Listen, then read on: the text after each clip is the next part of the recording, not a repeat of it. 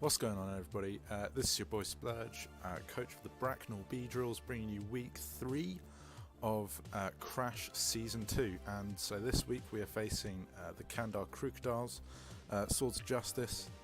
And so his team is a bit interesting. So he has Tapu Koko, Tornado Therian, Mega Alakazam, Gengar, Cobalion, Tentacruel, Lycanroc Dusk, Noivern, Shaman, Ambipom, and Diglett.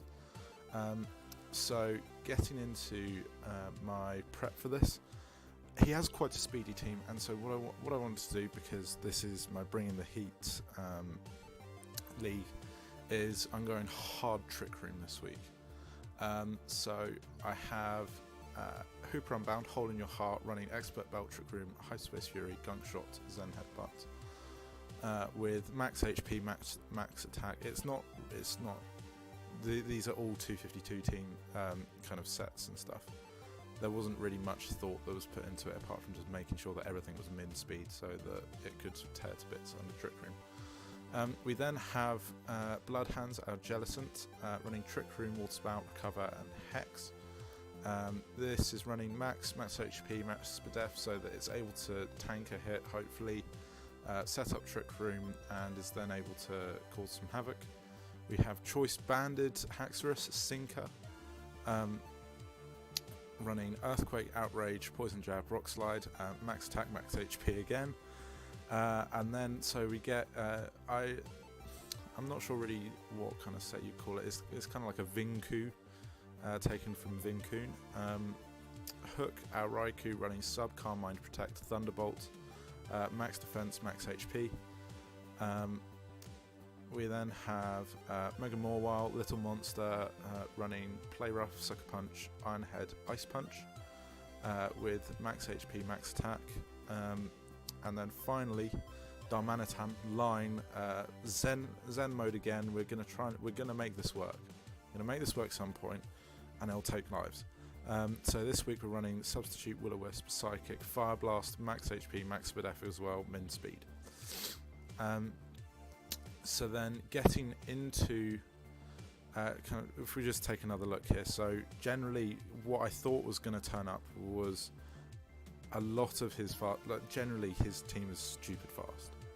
Like I can barely see any mons that are under base 100 speed. And so this is going to mean that I can really, really abuse kind of Trick Room hard. But also, he doesn't have a solid ground type bar of Diglett, and so I didn't really think that Diglett was going to turn up, and so Raikou could really put in the work if Lycanroc Dusk wasn't too offensively set up, and Cobalion didn't turn up. But yeah, so getting into the game, and we have basically the perfect kind of setup that Raikou is able to go hard on this team.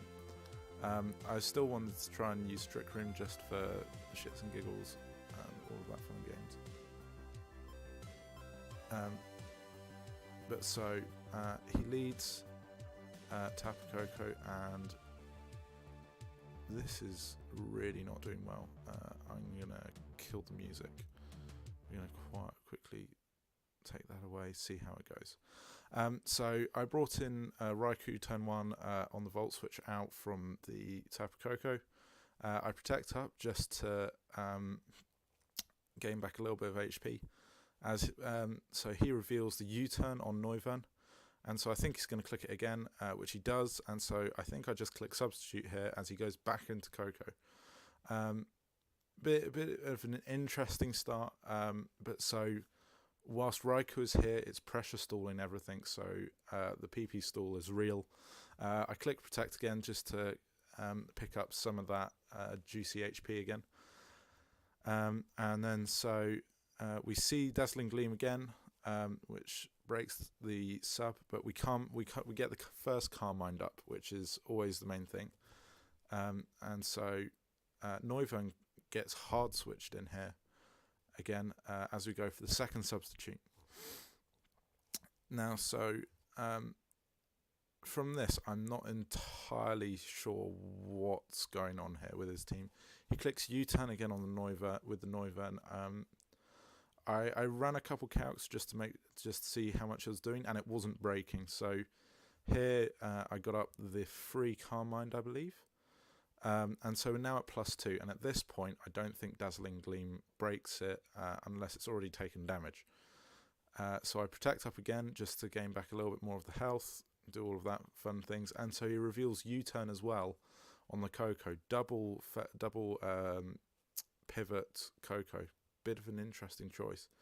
Guess he was worried about Dugtrio, and he brings in Taunty, and so I sub up again on the U-turn as it breaks.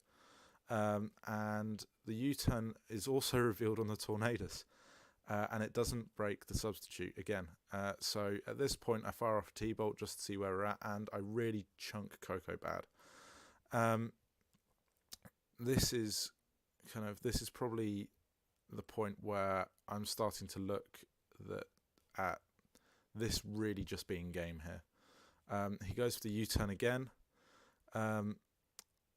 And so he brings in the Neuvern, and so I just click substitute again, and I calced it was going to break, and so I sub up again. Means that I'm taking minimal damage. I get the protect up again on the Dragon Pulse this time. Now, so I also calced this, and so when I'm at +2, the combined of +2 and +3 means that at +2 it doesn't break, but with the hit when I'm at +3 it does break again.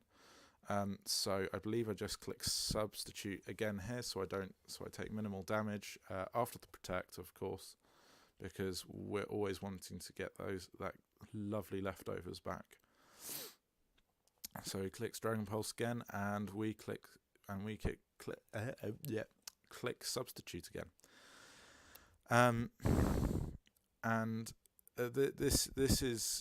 This is the point where I just really feel that this is going to be game soon. I managed to get another Calm Mind up, and then from here it takes 3 hits of the Dragon Pulse to actually break the sub, and all the while I'm still PP stalling, and so with the way that he's staying in, this is telling me that he's some form of choice variant. I tried to click substitute, but it didn't actually break, funnily enough. And so this time it does break, and I go for the substitute again. And yeah, from here it's a slow, dumb game, but it's the way that I win, and it's the way that I managed to win. It's just going for the jugular when I need to, and so he's now into struggle. He's run out all of the PP of the Dragon Pulse. I get another protect up whilst he goes to the struggle, gaining back more of the HP, which is always good. Sketch makes a very good observation here that Neuvern gets Infiltrator, and it's kind of unfortunate that he isn't running Infiltrator, otherwise this set would have been null and void effectively. And so I'm now up to max special attack and max SPDF, and so now is the time to start pressing the issue. So I go for the T-Bolt. The struggle still doesn't break the substitute, and so Lycanroc comes in. I protect up again because this is probably the only issue to the team. I don't see anybody else running offense, physically attacking, and so it goes for the Sucker Punch, and reveals the Life Orb as well, so it's not Sash, which means that I can immediately take it out. And so from here, it's just a case of wrapping up the game.